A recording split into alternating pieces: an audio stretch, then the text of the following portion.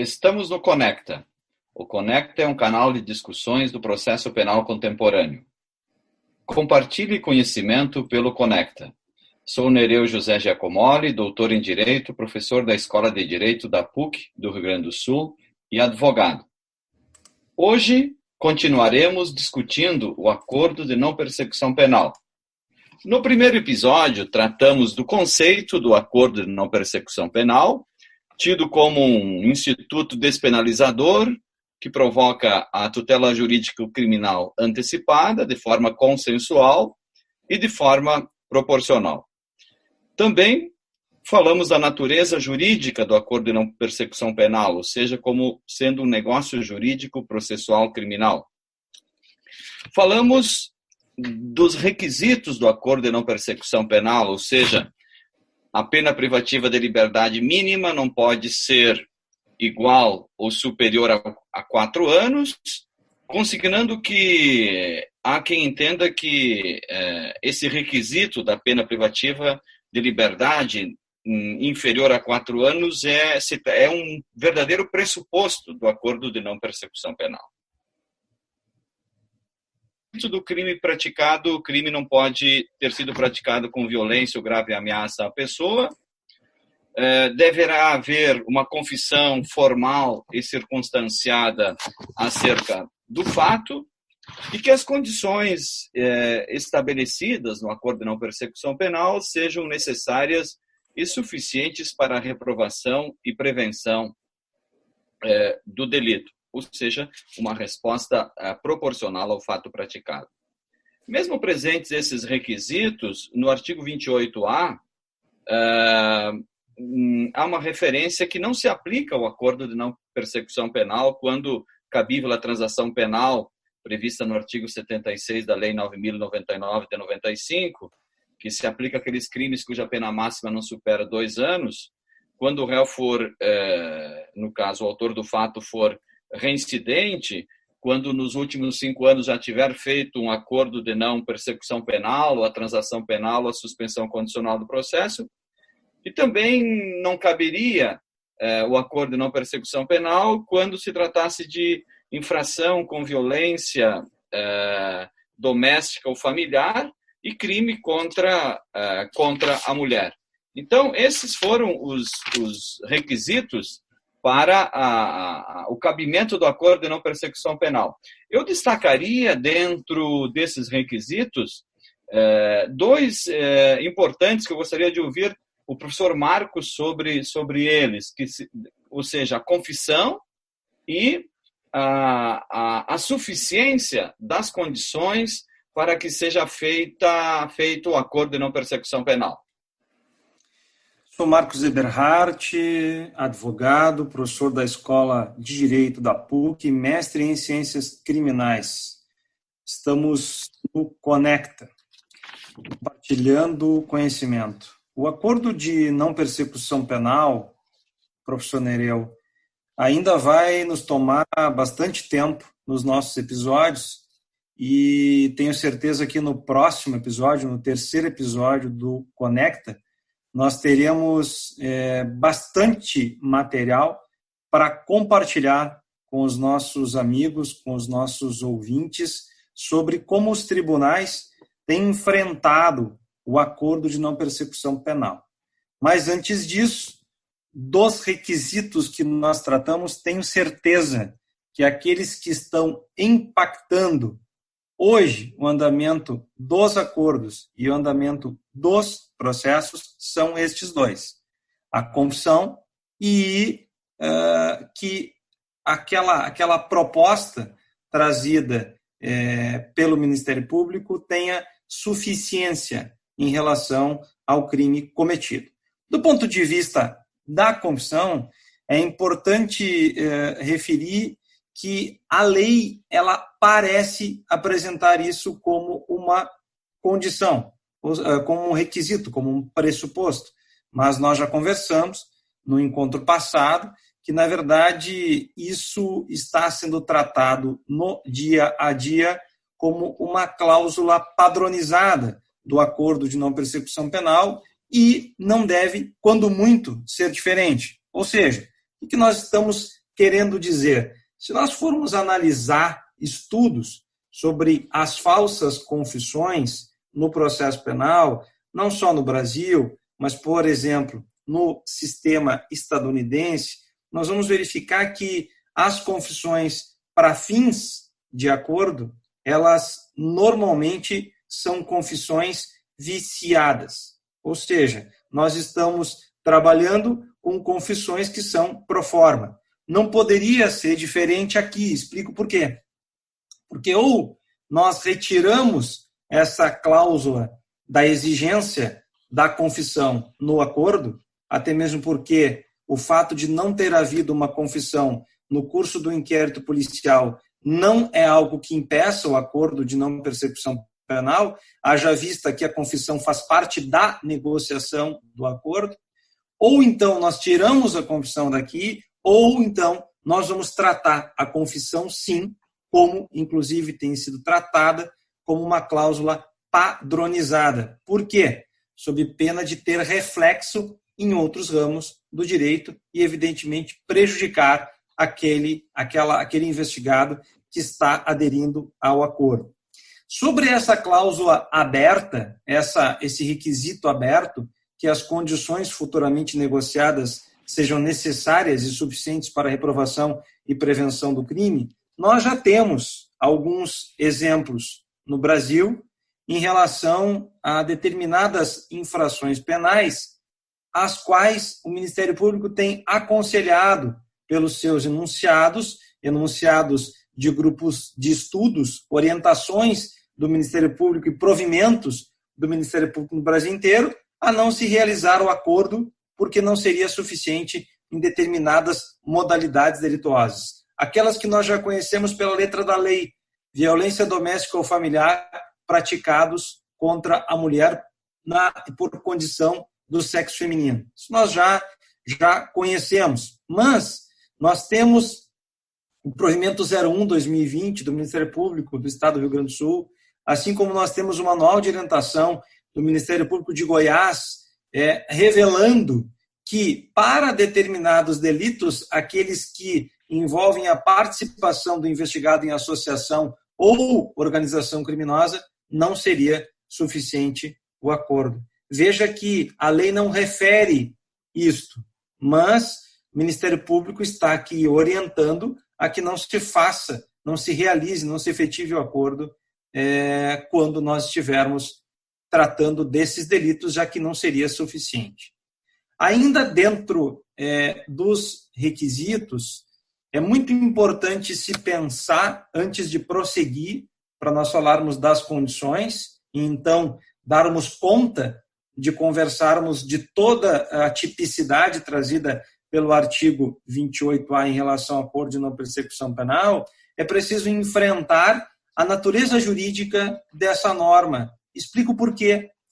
Porque nós temos, por exemplo, numa situação em que eu estou respondendo um inquérito policial e esta investigação, seja um PIC, seja propriamente um inquérito policial, tem enquadramento nos termos da lei. E o Ministério Público, então, propõe um acordo de não persecução penal. Mas imagine, para argumentar, que em situação análoga, outro investigado, agora já acusado, ou seja, advém a lei nova, eu já respondo uma ação penal, ou eventualmente até sentenciado com sentença condenatória estou, e sobrevém lei nova. Como é que eu trato esse direito intertemporal? Se eu for tratar esta norma como uma norma processual, fica muito fácil excluir o acordo de não persecução penal para os casos em andamento. É até mesmo uma gestão política do processo, fazendo o acordo de não persecução penal não incidir. Mas, professor Nereu, eu me lembro muito bem que nós começamos a falar no primeiro episódio, pela sua fala, da tendência em relação ao consenso. E eu tenho certeza que a tendência em relação ao consenso não é milindrar a aplicação da norma, antes pelo contrário, até mesmo porque a natureza dessa norma é material. Essa norma ela tem uma relevância material na sua natureza jurídica que a permite, na pior das hipóteses, ser tratada como uma norma híbrida. Observe que a lei está referindo, no 28A, não sendo caso de arquivamento. Isso cria uma complexidade. Por que cria uma complexidade? Porque aqui está uma cláusula, uma tipicidade trazida pelo legislador, no sentido de que hoje nós estamos com muitos casos em que os magistrados estão dizendo: eu sequer vou ouvir o Ministério Público. Por quê? Porque nós estamos em plena ação penal. Eu sequer vou ouvir o Ministério Público porque nós já temos sentença condenatória. Ora, a celebração do acordo, assim como na colaboração, assim como na delação, exige renúncia da defesa ao contraditório. Ou seja, é igual à transação penal, é igual à suspensão condicional do processo, no momento em que há uma renúncia ao devido processo legal. Se isso é verdade, nós estamos trabalhando com jurisdição penal, com a aplicação de uma sanção pelo Estado que faz o sujeito abrir mão do devido processo legal numa antecipação de pena. Não é só isso, é muito mais do que isso. Veja que o próprio Código Penal alterado pela lei sedizente pacote anticrime, no artigo 116, inciso 4º, confirma tratar-se de uma causa extintiva da punibilidade, assim como é a prescrição, assim como é a perempção, assim como é a suspensão condicional do processo. Mais do que isso, a Lei 13.964, o pacote anticrime, não trouxe nenhuma limitação à aplicação do acordo a processos já em curso, porque se quisesse, o legislador teria feito, mas não fez. Não é só isso.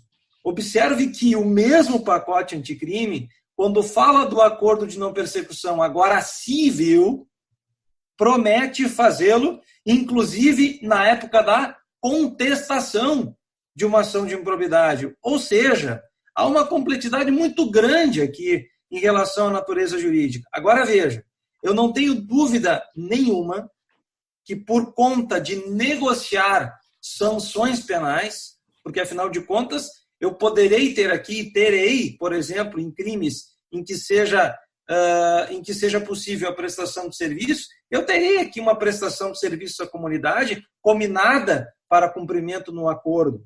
Eu terei, por exemplo, aqui, dentre as condições que veremos já em seguidinha, a reparação do dano.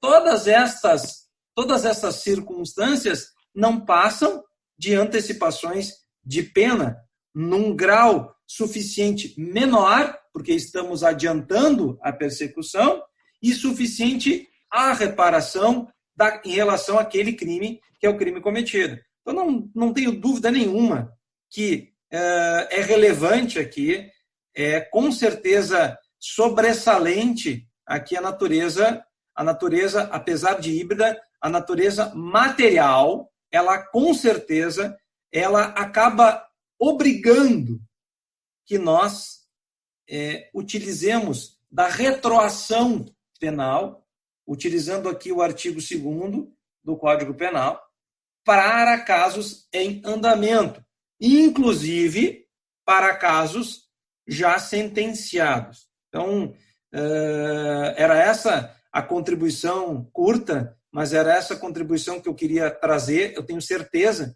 que quando no próximo episódio nós falarmos sobre as decisões que já existem aqui no Brasil, determinando o estado da arte do ANPP no Brasil, a gente vai ter possibilidade, oportunidade de caminhar mais profundamente em relação à natureza jurídica. Mas eu já adianto aqui que esse é o tema hoje de maior repercussão dentro e de impacto dentro dos processos. Bom, professor Marcos, realmente esses pontos são problemáticos, tanto da confissão e seus efeitos no próprio processo, em outros processos, em outras esferas jurídicas, e também a natureza jurídica das normas do Acordo de Não Persecução Penal. Bom, no próximo tema, acerca das condições Na realidade, o investigado, que não foi acusado ainda, ele não está obrigado a aceitar o acordo de não persecução penal. Ele vai aceitar o acordo de não persecução penal mediante o cumprimento de determinadas condições. Então, essas condições devem ser negociadas dialogadas num plano horizontal entre o Ministério Público e o autor do fato. A vítima não participa da discussão dessas condições, embora a primeira condição seja de reparar o dano ou de restituir a coisa à vítima. Essas condições, há uma discussão na doutrina se já as condições da suspensão condicional do processo eram penas ou não. É uma discussão tanto na nossa doutrina quanto no estrangeiro. O professor Roxin entende que as condições são equivalentes, funcionais da pena. Elas não deixam de ser penas criminais, somente não possuem os mesmos efeitos de uma pena advinda de uma sentença penal condenatória, mas elas possuem a funcionalidade de pena criminal. Então, a primeira condição é de reparar o dano à vítima ou restituir a coisa à vítima. Então, aqui, diferentemente da suspensão condicional do processo, o réu não somente deve se comprometer a reparar o dano, mas ele tem que efetivamente reparar o dano, salvo impossibilidade de fazê-lo. Então, o autor do fato pode demonstrar, quando da discussão das condições, a impossibilidade de reparar o dano. Então, essa impossibilidade de reparar o dano, ela não retira o direito do réu de entabular o acordo de não persecução penal. Tá? A vítima, ela é somente intimada para a audiência, onde é homologado esse acordo. Então, a vítima vai ter ciência desse acordo quando da homologação desse acordo. A segunda condição é a renúncia a bens e direitos, ou direitos que, por exemplo, instrumentos ou produtos de crime, ou bens e direitos advindos do proveito do crime. A terceira condição é prestar serviços num período igual à pena mínima estabelecida para aquele delito que o Ministério Público entende que deveria ocorrer a imputação. Então, há uma imputação da autoridade policial, outra imputação do Ministério Público. Embora o Ministério Público não ofereça a denúncia, faça esse acordo de não persecução penal antes do oferecimento da denúncia, ele, ao propor o acordo de não persecução penal, ou se manifestar sobre esse acordo, ele emite um juízo também de tipicidade, e deve emitir esse juízo de tipicidade ao estabelecer se cabe ou não o acordo de não persecução penal. E a prestação de serviço pelo prazo da pena mínima, como eu referi. Também há uma outra condição é de prestação pecuniária à entidade pública. Aqui, diferentemente do Código Penal, essa prestação pecuniária ela somente se destina à entidade pública, não se destina à vítima, porque a vítima já está incluída, abarcada pela primeira condição, que é da reparação do dano. Então, a prestação pecuniária é somente para a entidade pública. Evidentemente que a lei não estabelece os limites dessa prestação pecuniária, mas deve-se buscar no Código Penal, no artigo 45, parágrafo 1º, esse limite de 1 a 360 salários mínimos. Além dessas condições, também o legislador estabeleceu a possibilidade de o Ministério Público propor outras condições, desde que sejam proporcionais, compatíveis e adequadas com a infração penal. Então, depois essas condições, elas vão, na audiência, serem submetidas ao juiz no momento da homologação. O juiz pode entender que o acordo não foi voluntário, por exemplo, extrapola a legalidade, ou que as condições não são suficientes, necessárias à reprovação e prevenção do delito. Tá? Então, essas, professor Marcos, são as condições. Nós temos também outros assuntos importantes para tratar ainda do acordo de não persecução penal, como, por exemplo, os efeitos deste acordo, os efeitos criminais, efeitos extrapenais. Temos também a questão do procedimento desse acordo de não persecução penal e outras problemáticas também envolvendo a vítima, a audiência, competência, aplicação desse acordo, bem como foi referido, decisões, né, monocráticas que já surgiram sobre o acordo de não persecução penal.